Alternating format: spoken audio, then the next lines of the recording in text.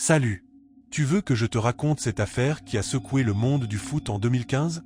C'est une histoire vraie, pleine de rebondissements judiciaires, de tensions entre stars des Bleus et de leçons sur la loyauté. Je vais te la narrer comme un thriller footballistique, chronologiquement, sachant que tout ceci est public.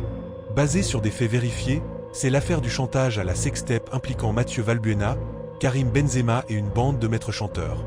Allons-y. Le début, juin 2015, une menace anonyme à Clairefontaine. Imagine la scène, c'est l'été 2015, l'équipe de France prépare des matchs amicaux. Mathieu Valbuena, le petit milieu de terrain combatif de l'OM, alors à Lyon, est au centre d'entraînement de Clairefontaine. Le 3 juin, son téléphone sonne. Un inconnu, se faisant passer pour un intermédiaire, lui balance une bombe. On a une vidéo intime de toi et ta compagne en train de... vous savez. On la diffuse partout si tu ne paies pas 100 000 € pour qu'on la supprime.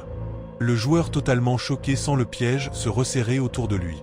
Il avait tourné cette sextape privée des années plus tôt, mais comment est-elle arrivée entre de mauvaises mains? 5 jours plus tard, le 8 juin, il porte plainte auprès de la police. L'appel venait de Younes Ouass, un entraîneur de gardien un peu louche qui gravite dans le milieu foot, et ancien coéquipier de Djibril Cissé à l'OM. Ouass n'agit pas seul. Derrière, il y a Axel Angot, un ex-membre du staff de l'OM qui aurait volé la vidéo via le téléphone de Valbuena, et Mustapha Ouaoui, un Algérien considéré comme le cerveau de l'extorsion. Il vise gros, pensant que la réputation d'un international vaut de l'or. Valbuena, apeuré pour sa carrière et sa vie privée, alerte un policier sous couverture. La police tend un piège, des négociations feintes pour piéger les extorqueurs. Mais l'affaire prend une tournure perso quand, en mai 2015 déjà, Djibril Cissé avait prévenu Valbuena de l'existence de la vidéo après l'avoir vue, et Cissé sera plus tard soupçonné d'avoir aidé les maîtres chanteurs. Octobre 2015, l'intervention de Benzema. Flash forward à octobre. Les Bleus se réunissent à Clairefontaine pour les qualifications à l'Euro 2016. Valbuena est nerveux, l'enquête avance en sous-main. Le 5 octobre, Karim Benzema, l'attaquant star du Real Madrid et coéquipier en sélection, l'approche dans les couloirs. Et, petit Val, j'ai entendu pour ta vidéo. T'inquiète, je peux t'aider via un pote qui connaît les gars. Arrange-toi avec eux, paye un peu, et ça s'arrête là. C'est discret, pour ton bien. Valbuena est déstabilisé. Benzema, plus senior et influent, lui parle comme un grand frère. Mais pour Valbuena, c'est de la pression, il se sent en danger et bouleversé, craignant que la vidéo ne sorte et ruine tout. Benzema jure plus tard qu'il n'a pas vu la vidéo et qu'il voulait juste protéger son coéquipier, via son ami d'enfance Karim Zenati, un fixeur lyonnais. Zenati avait été contacté par les extorqueurs pour servir d'intermédiaire, et il a briefé Benzema. La conversation, enregistrée secrètement par Valbuena, qui s'était méfié, devient la pièce maîtresse du dossier. Benzema y dit des trucs comme « Faut pas que ça sorte, ça va te faire mal. Paye-les, c'est mieux. » Pour les enquêteurs, c'est de la complicité de chantage. Pour Benzema, une intervention amicale maladroite. Novembre 2015, les arrestations et le choc des Bleus. L'affaire explose. Le 2 novembre, Zenati est placé en garde à vue.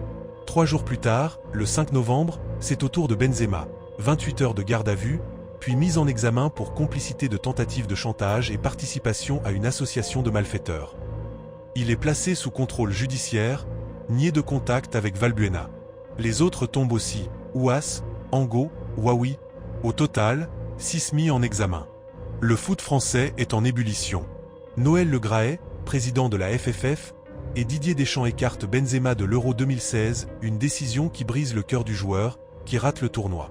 Valbuena, lui, donne sa version au monde le 27 novembre, « Même à mon pire ennemi, je ne ferai pas ça. » Benzema clame son innocence, « Je voulais aider, pas nuire. » Les suites judiciaires. Un marathon de 2016 à 2023. L'affaire traîne des années. En 2016, la justice valide l'enquête malgré les recours de Benzema. En décembre 2019, la Cour de cassation ouvre la voie au procès, rejetant les arguments de provocation policière. Procès de première instance, octobre 2021, à Versailles, Valbuena témoigne, ému. J'ai eu peur pour ma carrière. Benzema, absent pour match du Real, est condamné in absentia à 1 an de prison avec sursis et 75 000 € d'amende. Les autres extorqueurs écopent de peines plus lourdes, Ouaoui, 2 ans ferme. Cour d'appel, juin 2022. Benzema présent cette fois. La Cour le relaxe partiellement sur l'association de malfaiteurs, mais confirme la complicité de chantage. Il fait appel. Cour de cassation, juin 2023, fin du suspense. Elle casse l'arrêt pour vice de procédure, erreur sur l'intention de Benzema, et renvoie l'affaire en appel. Mais en décembre 2023, la Cour d'appel de Paris confirme finalement la condamnation. 1 an avec sursis et amende. Benzema paie, mais clame toujours justice injuste. Aujourd'hui, en 2025, Benzema a purgé sa peine symbolique et l'affaire est close. Valbuena, retraité depuis 2022, a tourné la page, mais avoue avoir perdu confiance en certains coéquipiers. Benzema, Ballon d'Or 2022, a repris sa carrière en Arabie Saoudite, mais l'ombre plane. Les leçons et l'héritage. Cette affaire a révélé les bas-fonds du foot. Extorsion via des proches, loyauté mise à l'épreuve et impact psychologique sur la victime. Elle a boosté les lois sur le revenge porn en France et rappelé que même les stars ne sont pas à l'abri. Pour Valbuena, c'était un cauchemar, pour Benzema, une erreur d'ami. La morale de l'histoire ? Dans le foot comme ailleurs, un conseil mal placé peut coûter cher. Abonne-toi.